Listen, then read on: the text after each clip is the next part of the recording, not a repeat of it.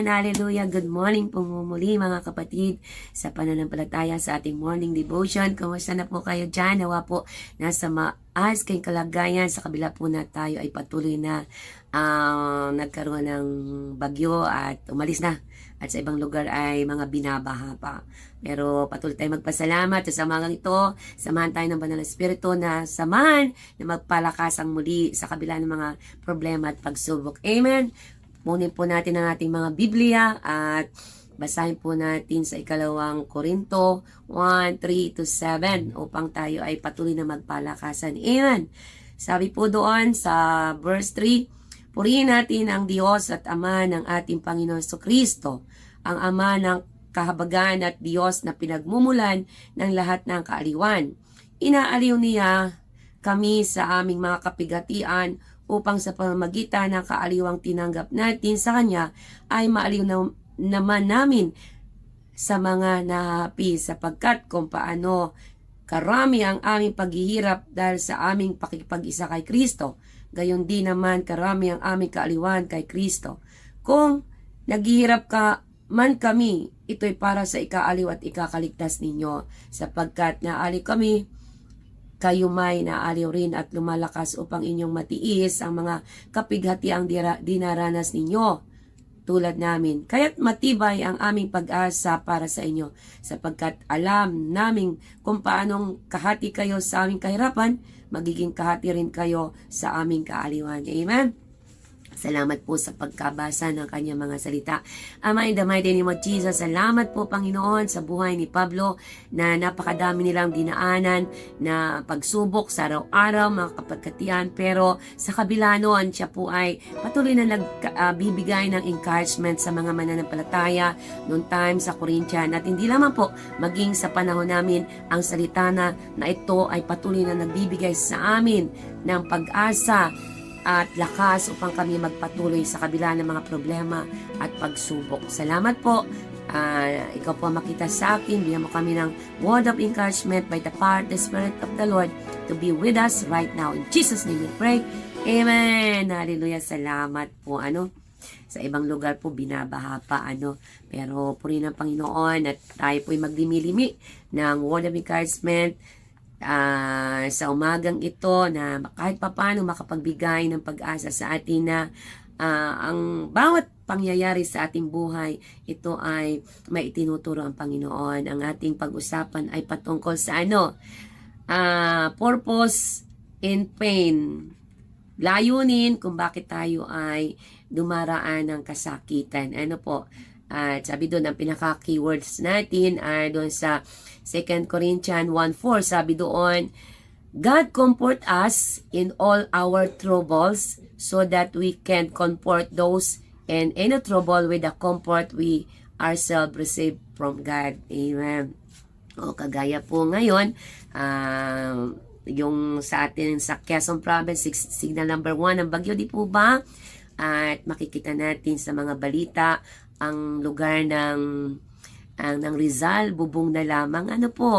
Pero ano nga po ba ang layunin kung bakit tayo dumadaan ng mga problema, pagsubok at mga pain sa mga buhay natin? Sabi ni Pablo doon,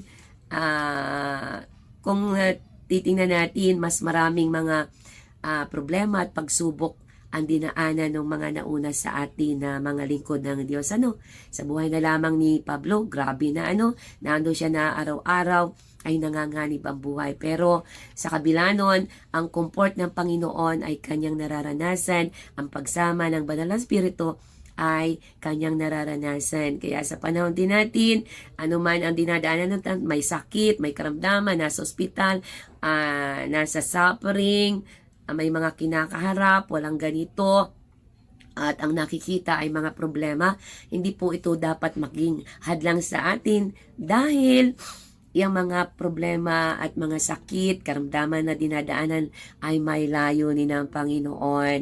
At kuminsan hindi natin maunawaan, tayo nagtatanong bakit may ganito, bakit may ganon.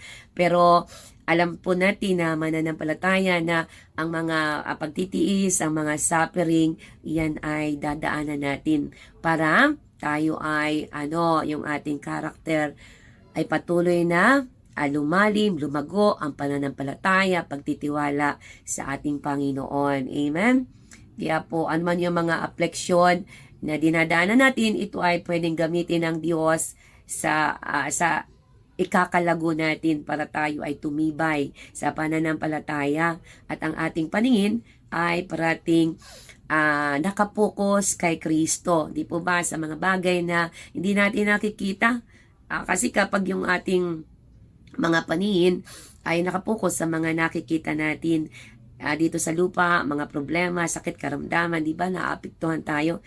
Kaya ang layunin kung bakit tayo ay dumaranas ng pain habang nasa lupa, para yung ating paningin ay kay Kristo natin ilagak, ipokus, para ano man ang nangyayari sa paligid natin, hindi tayo basta-basta maigugupo at parating manghihina at nagdadoubt sa kapangyarihan ng Diyos. Dahil alam natin ang kapangyarihan ng Diyos na andyan po siya lagi, hindi nang iiwan, He will never leave us nor forsake us, dahil ang Diyos ay Diyos. God is God. Ang magagawa lang natin ay patuloy na umasa sa Kanya at ipagkatiwala ang ating mga problema at dalahin sa Kanya. Amen. Puri ng Panginoon. At kaya kumisan, kung may dinadaanan dito yung mga problema at pagsubok, why? Para i-comfort din po natin yung mga tao na dumadaan sa mga problema at pagsubok. At paano natin ma-comfort yung mga dumadaan ng pain, mga sakit karamdaman? Una sa lahat, ipag-pray natin. Kasi yung panalangin ay napakabisa. Pag-pray natin na sila, pray without ceasing sa mga tao na dumadanas ng mga pagsubok in the midst of the trials.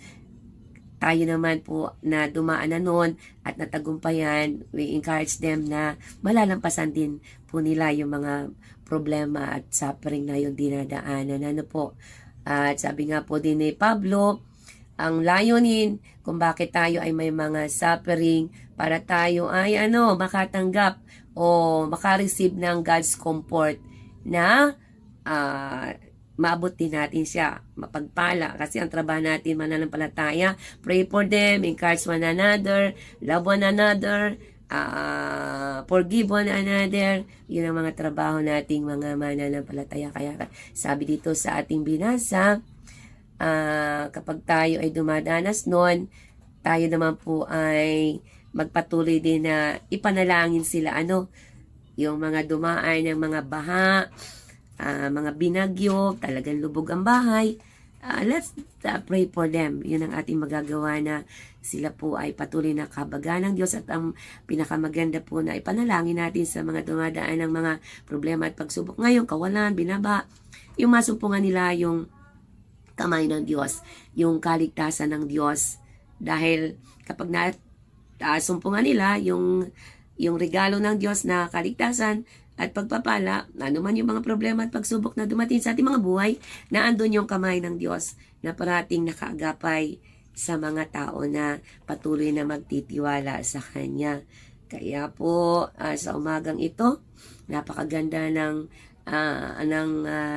salita ng Diyos na pinaparating sa mga mananampalataya na at sa mga hindi pa naman mananampalataya na ang mga kabigatan, mga dinadaanan nating suffering, problema at pagsubok, ito ay pinapahintulutan ng Diyos para yung comfort ng Panginoon ay maranasan natin sa gitna ng troubles, sa gitna ng mga problema at pagsubok. Ang pagtitiwala natin sa Diyos dapat natin ibigay. Amen? Kaya salamat po sa magang ito. Tayo po'y manalangin sa mga binahana naman at sa norte, kung saan na andun, ay patuloy na ingatan ng Panginoon ang mga taong ito. Ama, salamat po sa buhay ni Pablo na marami siyang dinaanan, mga nasa bingit ng kamatayan, pero patuloy po siya na hindi nagsasawa na hanggang sa panahon namin i-comfort us in the name of Jesus. Salamat sa buhay ng mga kapatiran na may problema at pagsubok. We continually pray for them sa ibang lugar na dinanas ng baha. Salamat po. Ikaw po ang patuloy na abot sa kanila. Kabagan mo sila, kaawaan mo sila. Ang iyong mapagpalang kamay ay patuloy na maranasan nila. Meron silang mga pagkain, may mga tutulong sa kanila, at magsasabi na ang kamay ng Diyos, nandun ang Diyos na patuloy nagmamahal at hindi nagpapabaya. Pinapahintulutan ng lahat ng ito para kami ay patuloy na sa iyo umasa, lumapit at magtiwala at kilalanin ka bilang Diyos ng aming mga buhay. Maraming salamat po at tuluyan na pong umalis ang bagyong Enteng na yan in the name of Jesus, at ano naman pong maiwanan na daladalan yan, Lord, kami ay patuloy na sa iyo titingin. May pag-asa, may bagong araw na sisikat na nagpapakita. There's hope in God. Kaya Lord, abutin mo ang mga kapatiran na napinsala, mananampalataya. Let your hand be upon them, Lord. Your love and comfort be upon them, O God. At sa mga wala pang Kristo, Lord, patuloy po nilang kilalanin na God is the author of life. He is the author of everything, na ang gagawin lang po namin ay patuloy na manumbalik sa iyo upang yung pag-ibig at salvation ay patuloy na maligtasan. Even Lord, mga pamilya namin na nakaranas ng mga bagyo dyan sa Quezon, at reach out to them, Panginoon. Touch them, Lord God, at patuloy na kami magkaisa na to pray for them, na may Diyos, ano man na nangyayari, God is in control. God is God. We continually give us, Lord, na lumalim ang pananampalataya namin at parating sa iyo kami nakaasa. Maraming salamat po, at ang iyong mga salita patuloy na magbigay sa amin ng pag-asa sa mga nangyayari sa mundong ito. Maraming salamat po, Ama. Palakasin mo ang mga kapatiran ko na nanonood right now, whatever they are passing through, Lord God. You are our gods of comfort. Ikaw yung tunay na nagmamahal sa amin, at you never leave us nor forsake us. Kaya Lord, ang mapagpalang kamay mo abutin ang aking mga kapatiran na kasama sa Quezon Province. Quezon is for Christ. Maraming salamat po. Bigkisin mo kami ng iyong pag-ibig at pagkakaisa, at huwag kami magsawa na manalangin sa bawat isa. Thank you, Lord, sa umagang ito, at pagpalain mo po ang aking mga kapatiran sa morning devotion. Anuman po ang panalangin nila, ikaw po magkakaloob nito. Salamat po, Ama, sa iyong papuri at pasasalamat. Let your name be glorified in the Philippines, and Quezon is for Christ. Salamat po sa iyo ang papuri at pasasalamat. In the mighty name of Jesus Christ we pray. Amen. Magandang umaga po at good morning. At huwag po kayo magsawa na ibahagi natin ang mga gawain natin ito para magpalakasan. At ang Diyos po ang maluwalhati, ang mataas sa ating puso. Salamat.